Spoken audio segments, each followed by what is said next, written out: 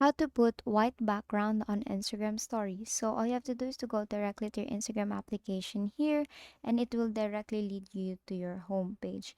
Now the next thing that you want to do is to go to your stories section. So we'll go just swipe left, and it will look like this. Now as you can see, I am now on my story section, and go to create. On the left part you will see create icon, the boomerang, the collage. So tap on there here, as you can see.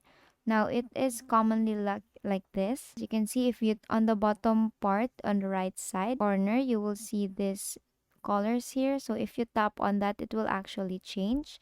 Now let's say you want to change it to white, so all you have to do is to long press that button. If white is not available, all you have to do is to just long press the color button, the color palette on the lower right there, and basically the white background will actually come out. And that is how you put white background on Instagram story.